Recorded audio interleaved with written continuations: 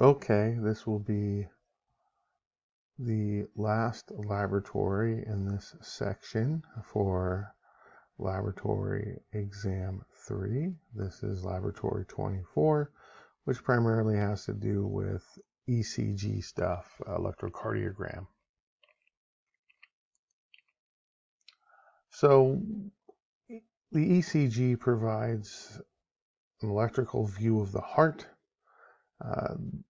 ECG is sometimes known as EKG. It stands for electrocardiogram. In certain parts of Europe, they'll spell cardio with a K as well. So it's electrical recording of the heart. It involves a series of waves. You start with the P wave, and then the next one is a Q, next one R, next one S, the last one T, although there are U waves that you really don't ever see very often. So once you remember the P wave is the first one, it just goes in order P, Q, R, S, T, and then just repeats itself again and again. So the various portions of the ECG provide us with different information. We have a wave. That's a deflection above or below the baseline. So depending on what view of the heart you have, the most common one, the P wave is up, the Q is down, the R is the big one up, the S is down, the T is up.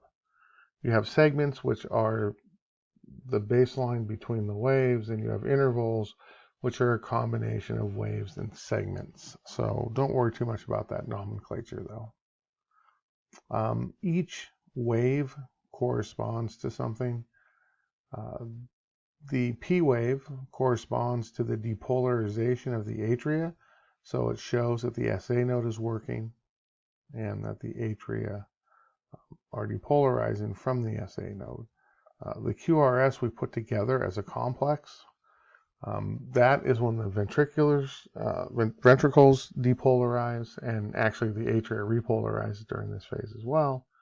And then the T wave is ventricular repolarization. So we've measured ECGs before, and we're going to primarily look at the pulse wave. We're going to look at this one first. So basically you set up the ECG where you have a pulse plethysmograph. A plethysmograph measures the pressure on the fingertip, and you have the electrodes on. So you have the white on the right wrist, the black on the left ankle, and the black on the right ankle and the red on the left ankle. So the white is the negative lead, the minus, the red is the plus, and we're going to look at the difference across those two electrodes, with the black being the ground. When you do the ECG and pulse experiment, it's sort of going to look like this. And the whole idea is to say, look, the pulse for the most part doesn't change. If you look at it, it looks pretty even, especially in the amplitude. That's the size up and down. But if you look at the pulse wave, we see you have a medium-sized one here, and then it gets really small, and then it gets really big. And we'll talk about the reasons why it would do that. So basically, once it gets calibrated, our subject gets set up, we're going to start with the hand just sitting at the table or relaxed, about heart height. Measure for that 10 or 15 seconds.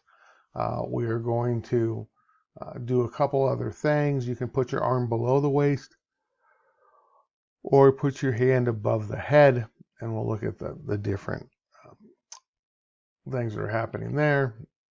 And this is sort of what we would expect to see for the pulse. And one of the things we want to do is we want to kind of measure the pulse and then the pulse pressure. So the top one is our ECG, and you can see there's a P, a Q, an R, an S, and a T wave, and it just repeats. So to figure out the heart rate, we could, on the computer, measure the R to R interval, so the peak of the big wave to the peak of the big wave, and the machine would figure out that time and actually give us a rate from that, and we'd get a heart rate. And then for the pulse wave, we'd do a similar thing where you measure the peak of the pulse wave to the peak of the pulse wave, And it should be pretty similar. The ECG, right, is the electrical activity of the heart. That causes the muscle contraction. That pushes the blood. It takes a while to arrive at the fingertip where we can measure that pressure wave, but that's what we're looking at. So theoretically, the ECG and the pulse pressure wave should be very similar in terms of their rates. If they weren't, we couldn't use pulses to measure heart rate. So we're going to look at various aspects of the pulse and pressure wave. We're going to look at the R-to-R interval. That's the heart rate based that we would do normal. We look at the heart rate based on that R-to-R interval. Then we look at the pulse interval. That was the peak pulse to the peak pulse. We get a pulse rate from that, and we look at the 3 different conditions. So that's what we're looking at there. And that would allow us to be able to measure various aspects of the data. We're also going to look at lesson 5. That's just an ECG. And what we're most concerned about are these boxes in red. We're not going to worry too much about the different components, the waves and intervals and segments within the normal ECG.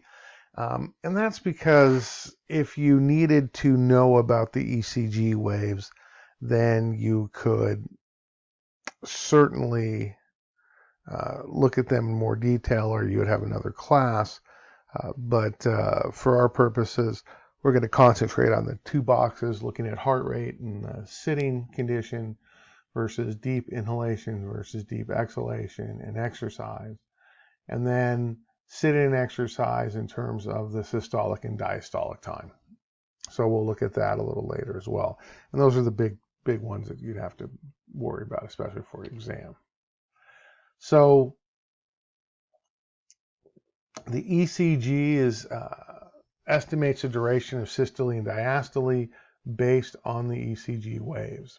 Since it's the electricity, right, that causes contraction, and the contraction pushes blood and moves the heart itself, then a good estimation of what we call systole is what is often referred to as the QT interval. But we're going to use this and measure from the peak of R, so right here in the purple, to the end of T. Here's my T wave. There's where it ends, right here. So this purple portion from what looks like here on this paper, from 100 to 350, that would be 250 milliseconds that we would see the QT interval. And that corresponds to about ventricular systolic time. Okay? So then what we would do is we would measure the, so this would be 250 milliseconds. Then we measure what's called the TQ interval. If you're not contracting in systole, the only other thing you can be doing is relaxing. So you'd be in diastole. So the diastolic time is the end of T to the peak of R. So we're going to see that this is 900. So to go to 400, that's 500 plus another 50. So that's 550. So the TQ interval is 550 milliseconds for this person, while the QT interval, the systole, is 250. Remember that mean arterial pressure, one of the ways to calculate it is 1/3 systolic plus 2/3 diastolic. So basically, the systolic time is about half of what the diastolic time is. So that makes sense. So that variable as well. So that's all we need to worry about in terms of the information here, and we'll pick most of it up in the discussion.